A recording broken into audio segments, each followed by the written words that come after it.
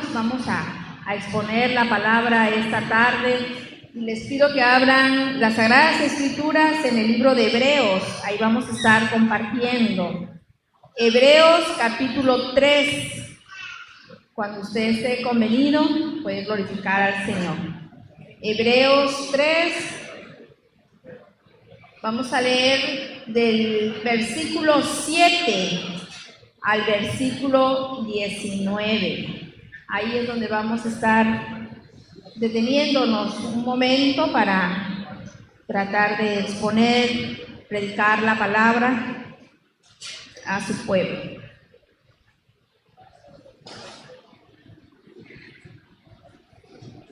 Amén. Oramos al Señor. Bendito Dios y buen Padre, que está en los cielos, en la tierra y en todo lugar. Le damos gracias, amado Dios, porque usted ha sido bueno, Señor, con nosotros y su misericordia nos ha traído hasta este lugar. En esta hora, Señor, rogamos que usted hable a nuestros corazones, Señor. Que nos ayude, Padre de la gloria, que su Espíritu Santo hable a cada uno de nosotros, Señor. Y que usted sea redarguyendo nuestros corazones conforme a nuestra necesidad, por favor. En el nombre de Jesús se lo pedimos y su Espíritu Santo sea dirigiendo, Señor, en esta tarde mi vida, Señor. Y tu palabra, Señor, caiga en buena tierra y pueda dar fruto. En el nombre de Jesús, amén. Amén. Ahorita leemos, hermanos. Alguien dijo en alguna ocasión, y es parte de nuestros refranes, que nadie aprende en cabeza ajena. Y los que somos padres podemos ver y decir que eso es amén, ¿verdad que sí? Porque nosotros ya pasamos por ahí y eso era lo que nos decían nuestros padres. Sin embargo, en la vida vamos aprendiendo que por nuestra naturaleza pecaminosa, esa realidad es algo en la que luchamos diariamente. La experiencia, hermanos, esa no improvisa. Hay sabiduría en escuchar a aquellos que ya han vivido antes de nosotros, que han experimentado cosas. Y quizás en alguna ocasión a usted y yo hemos escuchado o escuchamos decir, cuando tú vas, yo ya vi. Hay sabiduría también en detenernos y aprender sobre los que han logrado no solamente éxito, sino que también han experimentado fracaso. Porque la oportunidad que se nos da, hermanos, en el detenernos y escuchar a aquellos que han vivido otras experiencias, nos permiten a nosotros y nos dan la oportunidad de no repetir los mismos errores, de evitar dolores, de no pasar por esos fracasos y de no cometer los mismos pecados. Para eso, amados hermanos, requerimos dos cosas: humildad y tener la claridad de que nosotros no sabemos lo que no sabemos y que está bien no saberlo todo. Pero hay también una gran sabiduría, sin importar la edad o el tiempo en el Señor, de escuchar a aquellos que están delante de nosotros. El autor del libro de los Hebreos, eso es lo que está diciendo con su iglesia. Y vamos a leerlo, por favor. El libro de Hebreos,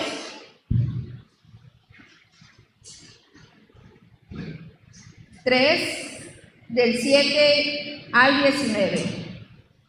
Por lo cual, como dice el Espíritu Santo, si oyeres hoy su voz, no endurezcáis vuestros corazones, como en la provocación en el día de la tentación en el desierto, donde me tentaron vuestros padres, me probaron y vieron mis obras 40 años, a causa de lo cual me disgusté contra esa generación y dije, siempre andan vagando en su corazón y no han conocido mis caminos.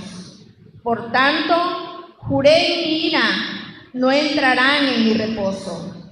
Mirad, hermanos, que no haya en ninguno de vosotros corazón malo de incredulidad para apartarse del Dios vivo. Antes, exhortaos los unos a los otros cada día, entre tanto que se dice hoy, para que ninguno de vosotros se endurezca por el engaño del pecado. Porque somos hechos participantes de Cristo, con tal que retengamos firmes hasta el fin nuestra confianza del principio. Si oyereis hoy su voz, no endurezcáis vuestros corazones como en la provocación. ¿Quiénes fueron los que, habiendo oído, le provocaron? ¿No fueron todos los que salieron de Egipto por mano de Moisés? ¿Y con quienes estuvo él disgustado 40 años? ¿No fue con los que pecaron, cuyos cuerpos cayeron en el desierto? ¿Y a quienes juró que no entrarían en su reposo, sino aquellos que desobedecieron? Y vemos que no pudieron entrar a causa de la incredulidad.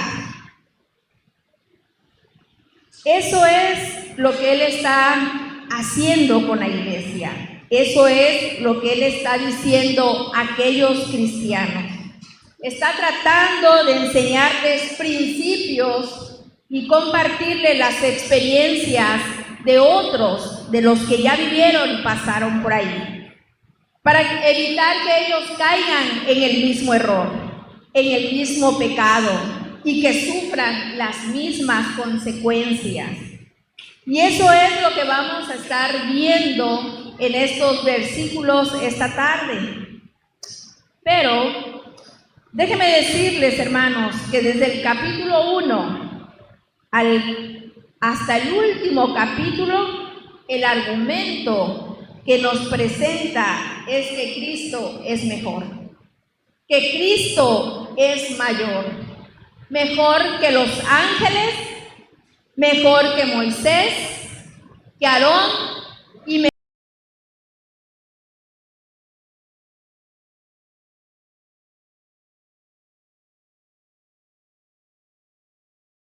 Cristo, hermanos, y educarles a ellos de que Cristo es mejor que los ángeles, que Moisés, que Aarón, que la ley en los primeros capítulos, porque este grupo, el cual Él está escribiendo, lo está haciendo, hermanos, en esta forma, se encontraban bajo persecución. Están viviendo en una dificultad mayor como cristianos. Estaban siendo tentados en la dificultad, en abandonar la fe, en olvidar que Cristo es mejor y regresar al judaísmo, a las prácticas antiguas.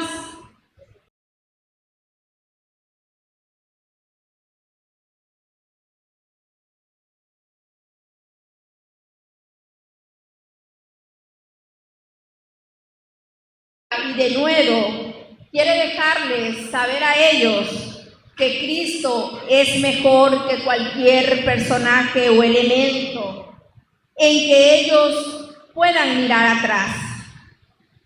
Y lo está elevando a la altura de Cristo. Así que en los primeros, hermanos, 3 capítulos, esto es lo que dice. Vamos a estar recapitulando. Jesús es mejor que los ángeles y Jesús es mejor que Moisés. Todavía vamos a ver que Jesús es mejor que Aarón o que los sumos sacerdotes y que Jesús es mejor que la ley. Hebreos 3 al 19. Permítanme.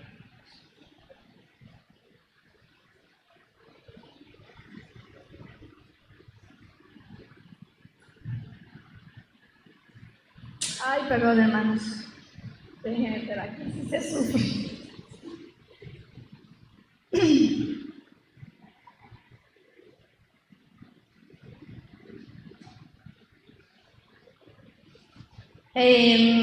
La segunda implicación que Jesús es mayor que Moisés está del versículo 7 al 19, en lo que acabamos nosotros de leer. Y cuando leímos lo que Él les está diciendo en este texto, del versículo 7 al 19, dice: no entraron en mi reposo porque eran desobedientes. Cada día eran desobedientes. Este escritor les dice: no endurezcan su corazón. Porque, hermanos, este es el punto principal de estos versículos. Después de haber presentado que Cristo es mayor, que Cristo es mejor, esta mañana, amados, la palabra nos invita que nuestros corazones no se endurezcan. ¿Qué significa? No seamos rebeldes. No seamos rebeldes, no digamos: sí, ya lo sé, no me lo digas, siempre me lo estás repitiendo, ¿verdad? ¿A poco no en casa a veces escuchamos eso? No seas rebelde. Vamos a dividir en 3 puntos, y estos son los puntos que estos 12 versículos vamos a ver. Hay una urgente advertencia en el versículo 7, versículo 11, una urgente necesidad, y del 12 al 15, una urgente obediencia requerida por el escritor. Ahora, para ver estos 3 puntos, vamos a recordar un poquito más acerca del capítulo 1 y el 6, cuando Él dijo: consideren, presten atención nuevamente, escuchen. Jesús es el apóstol, único lugar en las Escrituras, en el capítulo 1, donde se menciona a Jesús como el enviado. Jesús es el sumo sacerdote, es el que dio su vida por ustedes para salvarlos. Jesús es fiel a Dios quien lo envió. Jesús es dueño, el agente activo de la creación. Todo esto les dijo al principio antes de llegar ahí. Por haber dado su vida por ustedes en la cruz, Él los hizo a ustedes casa, Él los hizo a ustedes pueblo, Él los hizo a ustedes iglesia, y Él es dueño y Señor de la iglesia. Él está sobre ella porque Él es el Hijo de Dios, el Hijo del hombre, el Hijo, el heredero de todas las cosas. A Dios le plació darle al Hijo la autoridad sobre todas las cosas, y ese es el que ustedes tienen que considerar, les dice, porque Él es mayor que Moisés. Y vamos a ver, hermanos, que el texto exalta a Cristo, pero en ningún momento ridiculiza a Moisés, porque nosotros sabemos que Moisés era un tipo de Jesús, apuntaba a Jesús. Sin embargo, los judíos estaban colocando a Moisés en el lugar de Jesús. Y lo que quiere ser el autor es ubicar a Moisés, porque este era un hombre infalible y pecador, incapaz de construir la casa, porque no podía dar su vida para salvarnos. Ahora, hermanos, esa es la verdad. No solamente Jesús es incomparable, como expliqué un poquito en el capítulo 1, no solamente Jesús es mayor que los ángeles, como dice el capítulo 2, sino que en el capítulo 3 dice: Jesús es mayor y Jesús es mejor que Moisés. Por todas estas cosas que acabamos de ver, hermanos, en el versículo 6, parte alta. Pero Él entonces da la primera implicación. Porque Jesús es mayor y mejor que Moisés, y Él es el constructor y el dueño de la casa. Él es el Hijo del heredero que dio su vida y tiene toda la autoridad dada por el Padre. Él dice: Él los hizo a ustedes casa, los hizo pueblo, los hizo hijos y a nosotros nos ha hecho iglesia. Y puso un sí. Si retenemos, si nos mantenemos firmes, como dice la Nueva Traducción Viviente, en la esperanza de Cristo, en la esperanza del Evangelio de Jesucristo. Ahora, eso sí, no significan para nada que la salvación no se gana ni depende del esfuerzo humano. No, ese sí que nosotros vemos ahí, eso sí que nosotros estamos viendo claramente en este texto, lo que nos dice a nosotros no es que permanecer o retener firmes es una condición para hacer. No, es una evidencia de que somos el fin de la historia de cada uno de nosotros. Aunque este recinto, hermanos, esté lleno y quizás, hermanos, en aquella ocasión yo asumo que también estaba lleno y había muchos creyentes cuando el autor les leía esos capítulos. Él les dice, ¿saben? No importa que ustedes estén aquí. En el día del juicio sabremos nosotros quién es y quiénes somos y quién no es. Eso es todo. Usted, hermanas, y yo podemos parecer cristianos, vestir como cristianos, quizás podemos hablar, dicen por ahí, cristianés, podemos tener una Biblia, podemos parecer que somos, que estamos reteniendo, hermanos, y que estamos permaneciendo, pero eso se va a probar con los frutos a largo plazo. Así que otra vez, amados, si yo tengo y permanezco, es la evidencia de que yo he nacido de nuevo.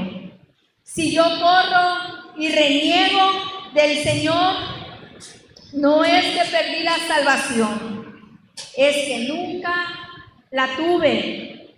Son dos cosas totalmente diferentes. Vamos a ver los 3 puntos de esta segunda instrucción. Fíjese entonces que comienza el versículo 7 al 11 y vamos a leerlo una vez más para que podamos nosotros ir entendiendo y comprendiendo esa urgente advertencia que Él nos da. Del 7 al 11, por lo cual, como dice el Espíritu Santo, si oyereis hoy su voz, no endurezcáis vuestros corazones, como en la provocación, en el día de la tentación en el desierto, donde me tentaron vuestros padres, me probaron y vieron mis obras 40 años. Y a causa de lo cual me disgusté contra esa generación y dije, siempre andan vagando en su corazón y no han conocido mis caminos. Por tanto, juré en mi ira no entrar en mi reposo. Es Dios quien está hablando. ¿Qué está haciendo el autor?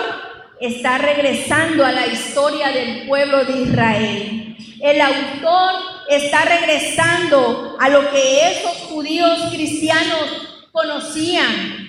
¿Y qué comienza haciendo el escritor, hermano? Cita el Salmo 95. ¿Por qué cita el Salmo 95 del 7 al 11? Porque ese Salmo 95 y el 96, dicen los estudiosos que era muy conocido por los judíos. Parte de la liturgia, el comienzo quizás de la adoración en la sinagoga y en la celebración judía o festividades judías, se comenzaba recitando el Salmo 95 y 96. Cotearon y ellos quisieron regresar atrás. Ahora, ¿a qué se está refiriendo el Salmo 95 del versículo 7 al 11? El Señor me da a entender. hace referencia al escritor y nosotros podemos tener completa seguridad, pero hay dos posibilidades. Está la más cercana, que lo que está haciendo el salmista y que está citando el autor del libro de Hebreos es recordarle al pueblo, en el caso de David, cuando Dios sacó al pueblo de Egipto. Éxodo dice en el capítulo 17 que 40 días después de salir de Egipto van al desierto de Sin. No hay agua y empezaron a murmurar y a decir: mejor regresamos a Egipto. Y Dios tiene compasión y misericordia, ¿y qué hace? Les da agua. Pero hay otra posibilidad, porque esta era la práctica de ellos. Y también a veces es la práctica de alguno de nosotros. Dios bendice y luego queremos regresar atrás. Así que más adelante, a punto de entrar en la tierra prometida, Moisés envía a 12 espías, van 10 y regresan para atrás y dicen: la situación está difícil. Miren, cualquier posibilidad en el desierto de Sin. Hay una actitud repetitiva de este pueblo, que era un pueblo chismoso, murmurador, malagradecido y olvidadizo de las obras de nuestro gran Dios. Dios bendice, Dios nos da más de lo que nosotros merecemos. Y cuando se pone la situación difícil, empezamos a hablar, empezamos a chismear, empezamos a dañar a otros y empezamos a rebelarnos y a decir: necesitamos mejores pastores, necesitamos mejores consejeros, necesitamos mejores líderes, porque a veces pensamos que nosotros lo haríamos diferente. A veces pensamos que nosotros haríamos las cosas de otra manera. Y decimos: si yo fuera, lo haría así. Los líderes, hermanos, que inician, que están al frente, los maestros, todos que tienen una responsabilidad, cuando trabajan, cuando empiezan, es difícil, porque la gente es difícil, nosotros somos difíciles. Y cuando trabajan, siempre hay una palabra de aliento de alguien, de nuestros líderes, de nuestro pastor, y le decimos: tranquilos, acuérdate, no solamente aquí es así. Vean Génesis, esto es una conducta humana, esto es repetitivo, siempre ha estado desde los tiempos bíblicos. El pueblo de Israel, Dios lo bendijo, Dios le dio más de lo que necesitaba, pero no había contentamiento, no era suficiente, así que ellos se rebelaron. Dios fue compasivo, como es con usted y conmigo, pero Dios le mandó un mensaje claro a esas generaciones posteriores: cuidado de que no les pase lo mismo que a muchos. ¿Y qué pasó con esos? Que muchos de esos que celebraron el éxodo de Egipto, que estuvieron 40 años, tuvieron que morir porque no creyeron en quién era el Dios que los sacó. Y se mostró lo que había en sus corazones. Cuando llega la prueba, cuando llegó la prueba, quizá nosotros debemos estar pensando: ¿por qué entonces este escritor va al Salmo 95 a citar a David, que fue el Éxodo 17 o el número 13 y 14 en Números, para presentarle esto al grupo de creyentes. Probablemente, hermanos, habían algunos que no eran creyentes, eran gente que se había unido a la iglesia, había repetido una oración, pasaron al frente, aceptaron a Jesús en su corazón, quizás fueron bautizados, tomaban la cena del Señor, habían escuchado de la gracia salvadora, pero no habían nacido de nuevo, no eran regenerados. Y por ende, en este momento de dificultad, en esta iglesia, en esta comunidad de judíos cristianos, este escritor les dice: es urgente que ustedes escuchen del mismo Dios la misma advertencia que le dio a sus padres, a nuestros padres, para que veamos las consecuencias de ser murmuradores, de rechazar a Dios y de creer que podemos entrar al reposo de la tierra prometida a nuestra manera. Porque las consecuencias fueron que ellos murieron y no entraron al reposo. ¿Y qué era el reposo? La tierra prometida. ¿Cuál es el reposo de nosotros? Se llama Cristo. Él es el reposo de nosotros.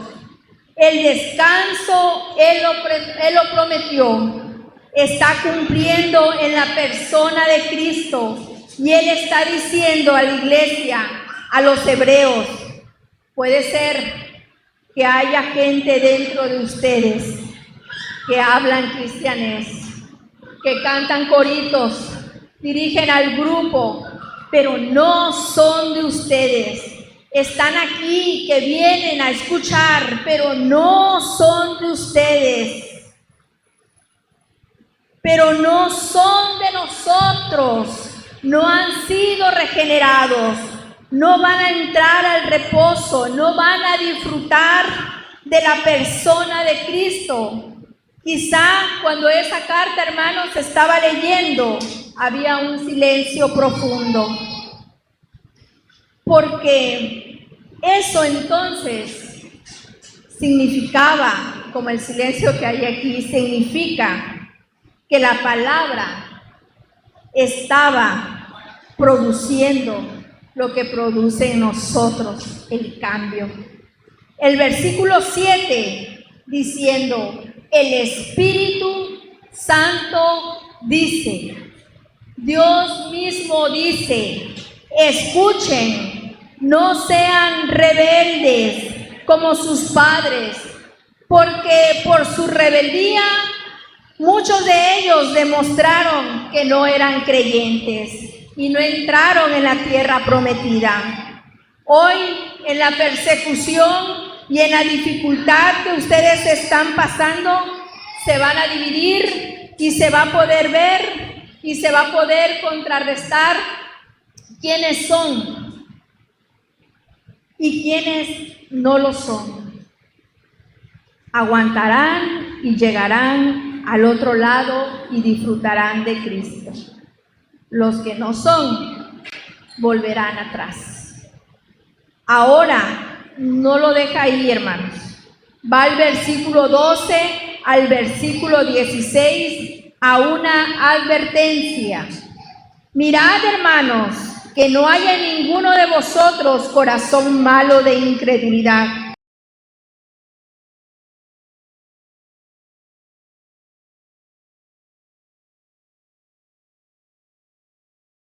que se dice hoy, para que ninguno de vosotros se endurezca por el engaño del pecado, porque somos hechos partícipes de Cristo, con tal que retengamos firmes hasta el fin nuestra confianza al principio.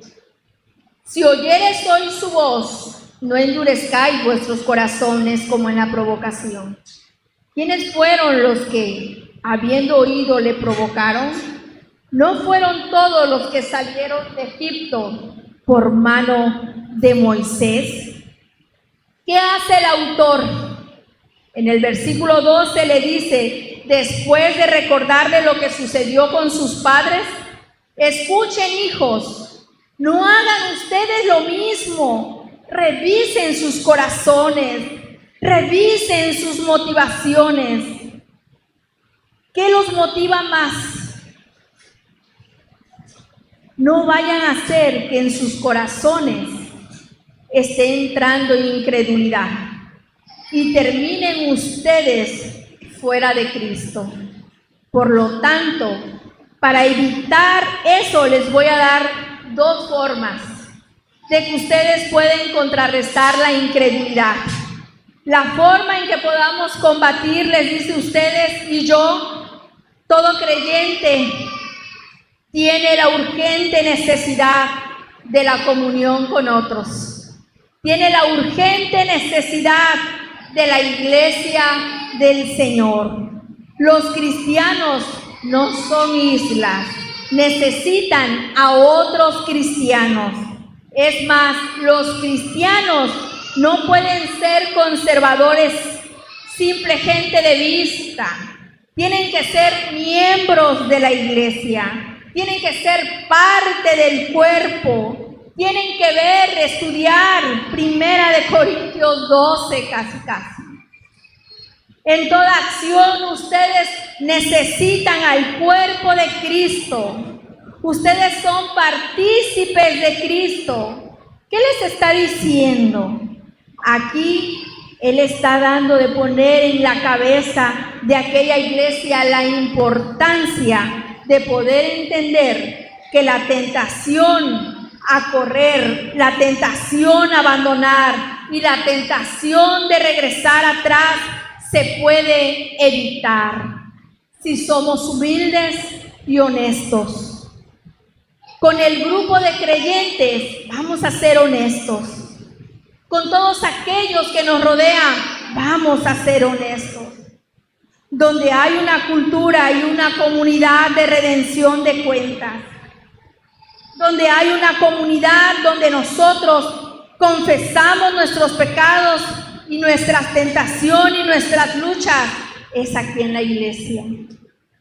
La iglesia y los que nos visitan, hermanos, tienen un refugio aquí. No pueden ser y no podemos andar como llaneros solitarios. Usted y yo necesitamos de otros creyentes. Porque nosotros, hermanos, hemos nacido de nuevo y somos hijos del Dios vivo. Vivimos con otros hijos de Dios y hay hijos de Dios que son amables y hay hijos de Dios que no lo son. Hay hijos de Dios que le van a caer bien y hay otros hijos de Dios, noticia, que usted y yo no le vamos a caer bien.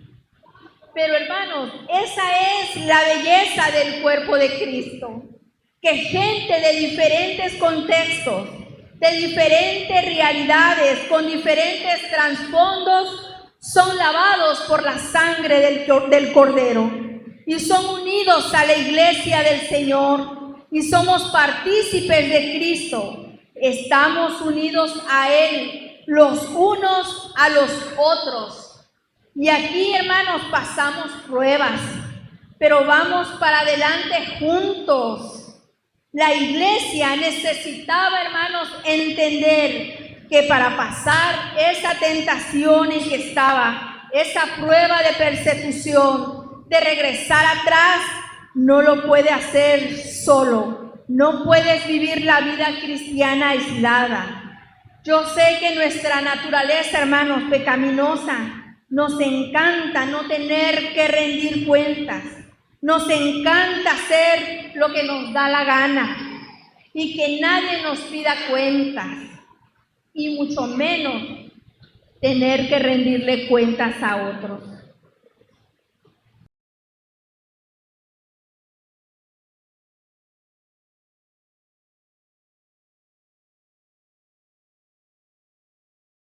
En todo lo que hagamos, porque en la vida del Señor nos vamos a encontrar todo tipo de personas, porque tenemos personalidades diferentes.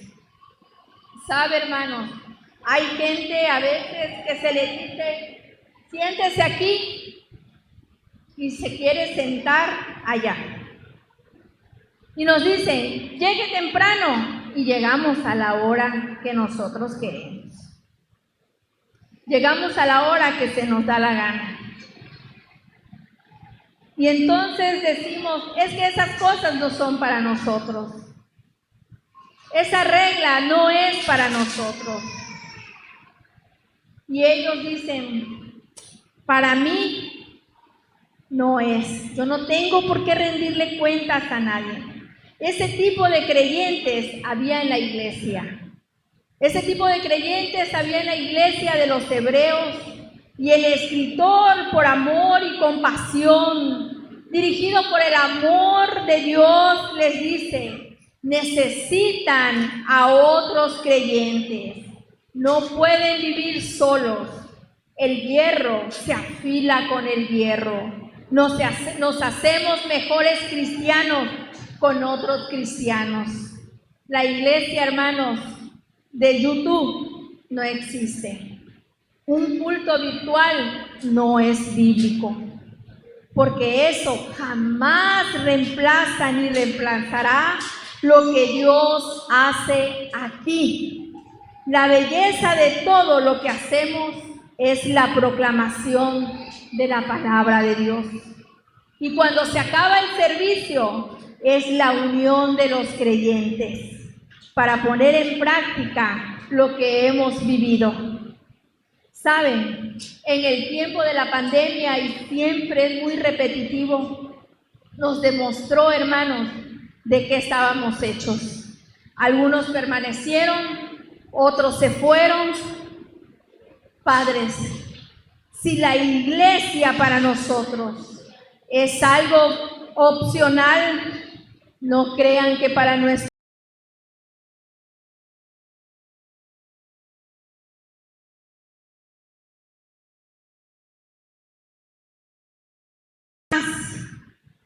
y nuestra prioridad no es la iglesia. No nos preguntemos después, ¿por qué nosotros, por qué nuestros hijos no quieren venir a la iglesia? Nosotros somos los responsables de que ellos vengan a la iglesia, no importa la edad que tengan mientras estén con nosotros. Pero usted dirá, pero nosotros no somos responsables de salvar a nuestros hijos. Claro que sí, usted y yo somos responsables de ellos. Yo quiero, hermanos, y usted yo sé que también, que mis hijos sean mis hermanos en Cristo. Usted y yo debemos anhelar que nuestros hijos, que nuestro esposo sean nuestros hermanos en Cristo también. No solo nuestros hijos, no solo nuestros parientes. Y hermanos, nuestra oración al Señor debe de ser para que Dios cada día obre en nuestra familia. Nosotros, hermanos, hay que cumplir hasta donde podamos. Después, ellos son responsables, pero hasta donde nos toque, papás, hay que hacer nosotros la labor. Pero mi esposo, hermana, no quiere venir. No hay problema, hermana, venga usted. Pero mi esposa no quiere venir. No hay problema, hermana. Venga usted. Ora por él. Ora por ella. Mantengámonos firmes. Mantengámonos, hermanos, dependiendo de Dios, descansando en Él. Demos testimonio, rodeándonos de otros creyentes. Llevemos las cargas los unos por los otros, animándonos los unos a los otros, sosteniéndonos los unos a los otros juntos. Poquito a poquito, hermanos, vamos a ver la gloria de Dios en medio de nuestra casa. en medio de nuestra iglesia. Eso es lo que están diciendo aquí. Regresar atrás no era una opción para los comprometidos y no puede ser una opción para nosotros, hermanos. No puede ser una opción para el pueblo.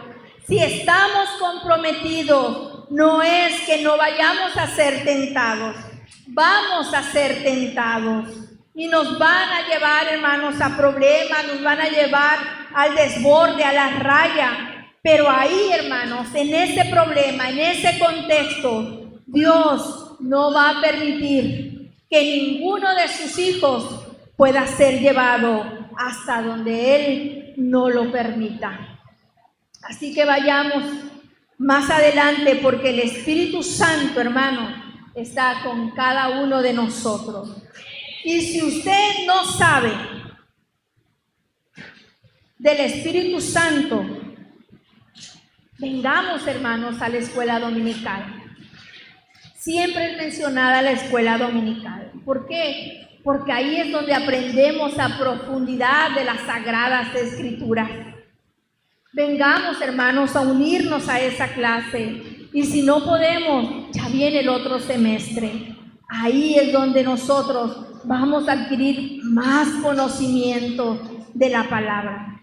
Así que hay una urgente advertencia y necesidad. Veamos el versículo 16 al 19 nuevamente. ¿Quiénes fueron los que, habiendo oído, le provocaron? ¿No fueron todos los que salieron de Egipto por mano de Moisés? ¿Y con quienes estuvo él disgustado 40 años? ¿No fue con los que pecaron, cuyos cuerpos cayeron en el desierto? ¿Y a quienes juró que no entrarían en su reposo, sino aquellos que desobedecieron? Y vemos que no pudieron entrar a causa de la incredulidad. ¿Qué es lo que está haciendo? Él está regresando al Salmo 95, ahí donde leímos lo mismo. Él está diciendo, ellos hicieron esto, no lo hagan. Porque Él les dice, y empiezan, hermanos, una serie de preguntas. ¿Quiénes fueron los que sufrieron? Aquellos que fueron desobedientes. Tan sencillo como eso, hermano. La razón por la que no entraron al reposo y no entraron a la tierra prometida fue por la desobediencia. Dios quiera, hermanos, que todos los que estamos aquí entremos a gozarnos con Jesucristo y no seamos desobedientes. Y al final del día, cuando nuestros corazones sean probados, cuando nuestros corazones se prueben, el Señor halle en nosotros corazones rectos. Él está diciendo a ellos, amados, la desobediencia tiene consecuencias eternas. Un pastor, hermanos, decía, ¿sabe lo que más me duele? Que en mi congregación habrá gente que no pasará la vida eterna con nosotros. Semana tras semana, con la Biblia marcada, cantando coritos, hablando cristianés, no van a pasar la eternidad con nosotros, porque simplemente han escogido rechazar el mensaje que están escuchando.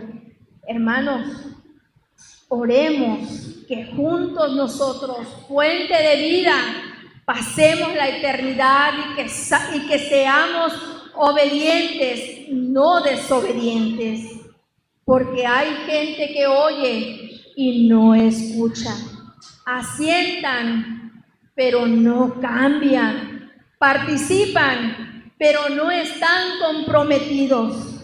Quiera Dios, hermanos, que hoy el Espíritu pueda mostrarles que el Señor no ha terminado con nosotros, que el Espíritu nos muestre a todos que el Señor no ha terminado su obra, Y que si estamos siendo confrontados con la palabra, no resistamos. Renunciemos al mundo, renunciemos a los placeres momentáneos, hermanos, esos placeres que da el mundo, por un placer mayor que es Cristo. Cambiemos esos deseos por un placer mayor que es Jesús. No seamos desobedientes, porque la desobediencia tiene consecuencias eternas. Hay una urgente necesidad de obedecer la palabra de Dios. Que no haya desinterés en aprender de Cristo, amada iglesia. Que no haya un deleite en seguir al mundo. Y si hay algún pecado entre nosotros, tenemos oportunidad de correr a Cristo y arrepentirnos y abrazar la obra del Evangelio. Es una buena noticia que cuando yo llegue, que cuando usted llegue, hermanos, a un recinto, a una iglesia como esta, se me explique, hermanos, por la palabra de Dios, que puedo yo darme cuenta por el Espíritu que no tengo interés por Cristo, por su palabra, por tener comunión con Dios. Y estoy, hermanos, encontrando atractivo algún artista. Si eso pasa, hermanos, si eso está pasando en nosotros, encontrando atracción por otra persona y no por Jesucristo, que es el Hijo de Dios, volvámonos a Cristo y seamos confrontados del estado, de la condición espiritual en donde nosotros nos encontramos.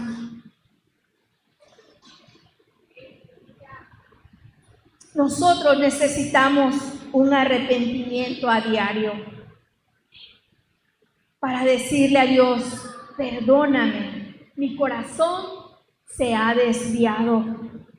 Gracias porque tu Espíritu está en mí y hoy me convences de mi pecado y que he encontrado más atractivo al mundo. Perdóname, yo te pido perdón. Sí, Señor, si esa es tu buena voluntad para mi vida, perdóname. Mire, mi hermano, si ese somos nosotros, la buena noticia es que por los méritos de Cristo hay seguridad y confianza como hijos que podemos ir al trono de la gracia. Vamos a recibir ahí misericordia y perdón. Así que si nuestro corazón, amados hermanos, se ha desviado o se está desviando, es tiempo de decirle a Dios: perdóname, perdóname, mi corazón se ha desviado.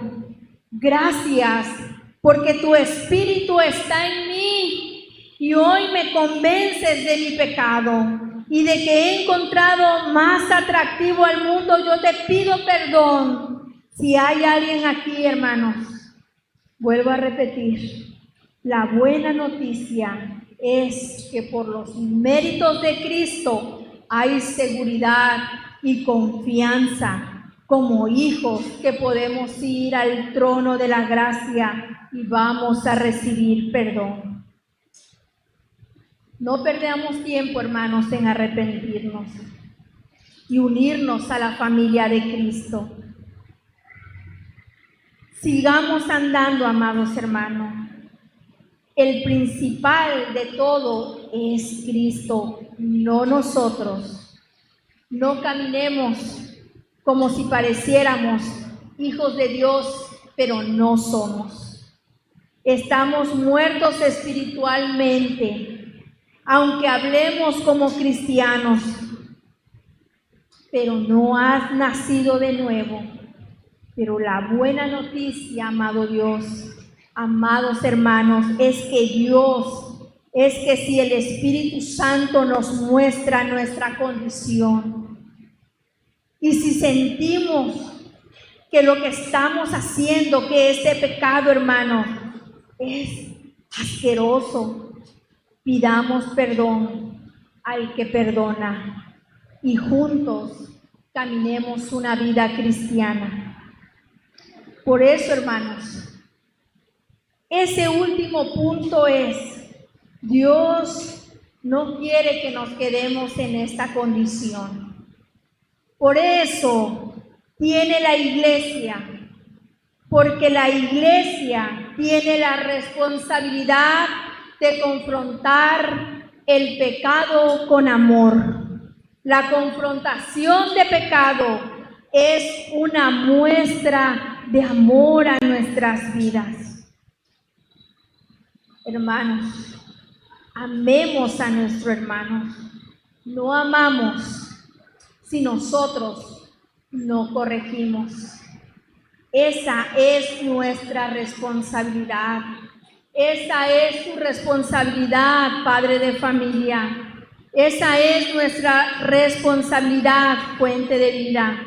Este escritor amaba tanto a los hebreos que no querían que fuesen desviados y confundidos, y los que no eran, que se vayan y que no sigan haciendo daño y confundiendo a la iglesia. Hermanos,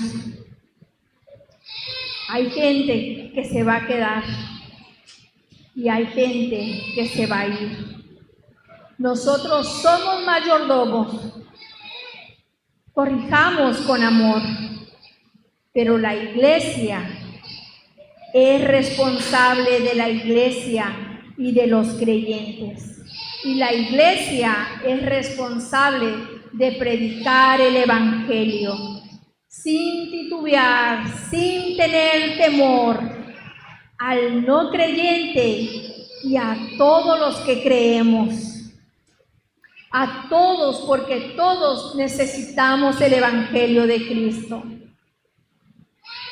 Así que, hermanos, los creyentes necesitamos estar unidos al cuerpo de Cristo. Si no eres creyente y hoy, hermanos, te acabas de dar cuenta que no lo eres, es tiempo de arrepentirnos y tengamos un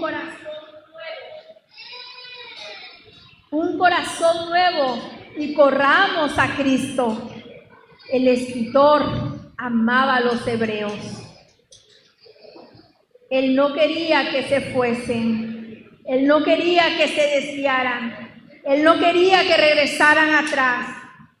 Y por eso era necesario predicarle el evangelio a los creyentes, a los judíos que habían creído. Y él los animaba y les decía que Cristo era mejor que cualquier cosa que nosotros pudiéramos desear.